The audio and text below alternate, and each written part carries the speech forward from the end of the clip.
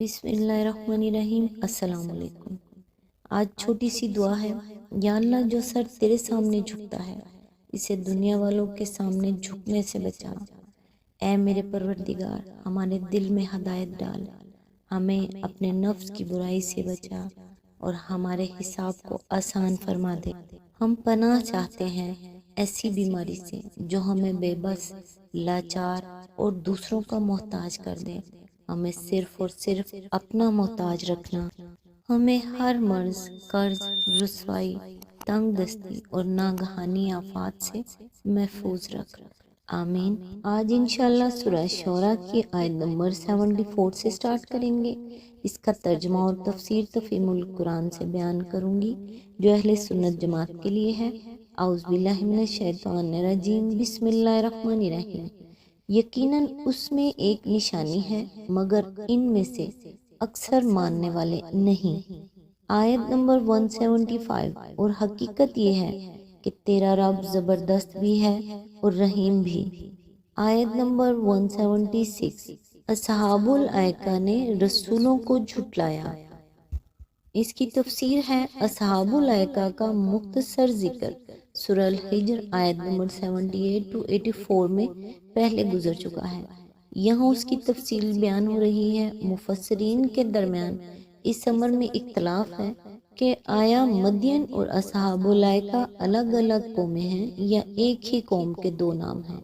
ایک گروہ کا خیال ہے کہ یہ دو الگ قومیں ہیں اور اس کے لیے سب سے بڑی دلیل یہ ہے کہ سورہ اعراف میں حضرت شعیب علیہ السلام کو اہل مدین کا بھائی فرمایا گیا ہے۔ چنانچہ ارشاد ہوتا ہے وَإِلَىٰ مَدْيَنَ أَخَاهُمْ شُعَيْبًا، اور یہاں اصحاب الایکہ کے ذکر میں صرف یہ ارشاد ہوا ہے کہ اذ قال لهم شعیب، یعنی جبکہ ان سے شعیب نے کہا۔ ان کے بھائی اخوہم کا لفظ استعمال نہیں کیا گیا۔ اس کے برعکس بعض مفسرین دونوں کو ایک ہی قوم قرار دیتے ہیں کیونکہ سورہ اعراف اور سورہ ہود میں جو امراض اور اوصاف اصحاب مدین کے بیان ہوئے ہیں وہی یہاں اصحاب الایکہ کے بیان ہو رہے ہیں۔ حضرت شعیب کی دعوت و نصیحت بھی یکساں ہے اور آخرکار ان کے انجام میں بھی فرق نہیں ہے۔ تحقیق سے معلوم ہوتا ہے کہ یہ دونوں اقوام اپنی جگہ صحیح ہیں۔ اصحاب مدین اور اصحاب الایکہ بلا شبہ دو الگ قبیلے ہیں مگر ہیں ایک ہی نسل کی دو شاخیں۔ حضرت ابراہیم علیہ السلام کی جو اولاد ان کی بیوی یا کنیز قطورہ کے بطن سے تھی وہ عرب اور اسرائیل کی تاریخ میں بنی قطورہ کے نام سے معروف ہے۔ ان میں سے ایک قبیلہ جو سب سے زیادہ مشہور ہوا مدیان بن ابراہیم کی نسبت سے مدیانی یا اصحاب مدین کہلایا، اور اس کی آبادی شمالی حجاز سے فلسطین کے جنوب تک اور وہاں سے جزیرہ نما سینا کے آخری گوشے تک بحر کلزم اور خلیج عقبہ کے سواحل پر پھیل گئی۔ اس کا صدر مقام شہر مدین تھا جس کی جائے وقوع ابو الفدا نے خلیج عقبہ کے مغربی کنارے ایلا یعنی موجودہ عقبہ سے 5 دن کی راہ پر بتائی ہے۔ باقی بنی قطورہ جن میں بنی ددان یعنی دیدانائٹس نسبتاً زیادہ مشہور ہیں، شمالی عرب میں تیمہ اور تبوک اور العلا کے درمیان آباد ہوئے اور ان کا صدر مقام تبوک تھا جسے قدیم زمانے میں ایکا کہتے تھے۔ یاقوت نے موجم البلدان میں لفظ ایکا کے تحت بتایا ہے کہ یہ تبوک کا پرانا نام ہے، اور اہل تبوک میں عام طور پر یہ بات مشہور ہے کہ یہی جگہ کسی زمانے میں ایکا تھی۔ اصحاب مدین اور اصحاب الایکہ کے لیے ایک ہی پیغمبر مبعوث کیے جانے کی وجہ غالباً یہ تھی کہ دونوں ایک ہی نسل سے تعلق رکھتے تھے، ایک ہی زبان بولتے تھے اور ان کے علاقے بھی بالکل ایک دوسرے سے متصل تھے، بلکہ بعید نہیں کہ بعض علاقوں میں یہ ساتھ ساتھ آباد ہوں اور آپس کے شادی بیاہ سے ان کا معاشرہ بھی باہم گھل مل گیا ہو۔ اس کے علاوہ بنی قطورہ کی ان دونوں شاخوں کا پیشہ بھی تجارت تھا اور دونوں میں ایک ہی طرح کی تجارتی بے ایمانیاں اور مذہبی و اخلاقی بیماریاں پائی جاتی تھی۔ بائبل کی ابتدائی کتابوں میں جگہ جگہ یہ ذکر ملتا ہے کہ یہ لوگ بال فغور کی پرستش کرتے تھے، اور بنی اسرائیل جب مصر سے نکل کر ان کے علاقے میں آئے تو ان کے اندر بھی انہوں نے شرک اور زنا کاری کی وبا پھیلا دی۔ گنتی باب 25 آیت 1 to 5، باب 31 آیت 16 to 17۔ پھر یہ لوگ بین الاقوامی تجارت کی ان دو بڑی شاہراہوں پر آباد تھے جو یمن سے شام اور خلیج فارس سے مصر کی طرف جاتی تھی۔ ان شاہراہوں پر واقع ہونے کی وجہ سے انہوں نے بڑے پیمانے پر رازداری کا سلسلہ جاری رکھا تھا۔ دوسری قوموں کے تجارتی قافلوں کو بھاری خراج لیے بغیر نہ گزرنے دیتے تھے، اور بین الاقوامی تجارت پر خود قابض رہنے کی خاطر انہوں نے راستوں کا امن خطرے میں ڈال رکھا تھا۔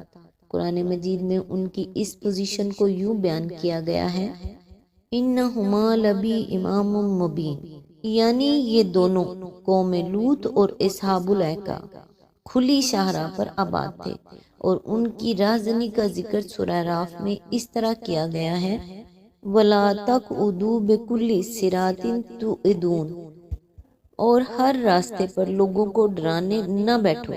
یہی اسباب تھے جن کی بنا پر اللہ تعالیٰ نے ان دونوں قبیلوں کے لیے ایک ہی پیغمبر بھیجا اور ان کو ایک ہی طرح کی تعلیم دی۔ حضرت شعیب علیہ السلام اور اہل مدین کے قصے کی تفصیلات کے لیے ملاحظہ ہو سورہ الاعراف آیت نمبر 85 to 93، سورہ ہود آیت نمبر 84 to 95، سورہ العنکبوت آیت نمبر 36 to 37، آیت نمبر 177۔ یاد کرو جب کہ شعیب نے ان سے کہا تھا کیا تم ڈرتے نہیں؟ آیت نمبر 178، میں تمہارے لیے ایک امانت دار رسول ہوں۔ آیت نمبر 179، لہٰذا تم اللہ سے ڈرو اور میری اطاعت کرو۔ آیت نمبر 180، میں اس کام پر تم سے کسی اجر کا طالب نہیں ہوں، میرا اجر تو رب العالمین کے ذمہ ہے۔ آیت نمبر 181، پیمانے ٹھیک بھرو اور کسی کو گھاٹا نہ دو۔ آیت نمبر 182، صحیح ترازو سے تولو۔ آیت نمبر 183، اور لوگوں کو ان کی چیزیں کم نہ دو، زمین میں فساد نہ پھیلاتے پھرو۔ آیت نمبر 184، اور اس ذات کا خوف کرو جس نے تمہیں اور گزشتہ نسلوں کو پیدا کیا ہے۔ آیت نمبر 185، انہوں نے کہا تو محض ایک سحر زدہ آدمی ہے۔ آیت نمبر 186، اور تو کچھ نہیں مگر ایک انسان ہم ہی جیسا، اور ہم تو تجھے بالکل جھوٹا سمجھتے ہیں۔ آیت نمبر 187، اگر تو سچا ہے تو ہم پر آسمان کا کوئی ٹکڑا گرا دے۔ آیت نمبر 188، شعیب نے کہا میرا رب جانتا ہے جو کچھ تم کر رہے ہو۔ اس کی تفسیر ہے یعنی عذاب نازل کرنا میرا کام نہیں ہے، یہ تو اللہ رب العالمین کے اختیار میں ہے، اور وہ تمہارے کرتوت دیکھ ہی رہا ہے۔ اگر وہ تمہیں اس عذاب کا مستحق سمجھے گا تو خود نازل فرما دے گا۔ اصحاب الایکہ کے اس مطالبے اور حضرت شعیب علیہ السلام کے اس جواب میں کفار قریش کے لیے بھی ایک تنبیہ تھی، وہ بھی رسول اللہ صلی اللہ علیہ وآلہ وسلم سے یہی مطالبے کرتے تھے، او تسقط السماء کما زعمت علینا کسفا، یعنی یا پھر گرا دے ہم پر آسمان کا کوئی ٹکڑا جیسا کہ تیرا دعویٰ ہے۔ سورہ بنی اسرائیل آیت نمبر 92۔ اس لیے ان کو سنایا جا رہا ہے کہ ایسا ہی مطالبہ اصحاب الایکہ نے بھی اپنے پیغمبر سے کیا تھا۔ اس کا جو جواب انہیں ملا وہی محمد صلی اللہ علیہ وآلہ وسلم کی طرف سے تمہاری طلب کا جواب بھی ہے۔ آیت نمبر 189، انہوں نے اسے جھٹلا دیا، آخر کار چھتری والے دن کا عذاب ان پر آ گیا، اور وہ بڑے ہی خوفناک دن کا عذاب تھا۔ اس کی تفسیر ہے، اس عذاب کی کوئی تفصیل قرآن مجید میں یا کسی صحیح حدیث میں مذکور نہیں ہے۔ ظاہری الفاظ سے جو بات سمجھ میں آتی ہے وہ یہ ہے کہ ان لوگوں نے چونکہ آسمانی عذاب مانگا تھا، اس لیے اللہ تعالیٰ نے ان پر ایک بادل بھیج دیا، اور وہ چھتری کی طرح ان پر اس وقت تک چھایا رہا جب تک باران عذاب نے ان کو بالکل تباہ نہ کر دیا۔ قرآن سے یہ بات صاف معلوم ہوتی ہے کہ اصحاب مدین کے عذاب کی کیفیت اصحاب الایکہ کے عذاب سے مختلف تھی۔ یہ جیسا کہ یہاں بتایا گیا ہے، چھتری والے عذاب سے ہلاک ہوئے اور ان پر عذاب ایک دھماکے اور زلزلے کی شکل میں آیا۔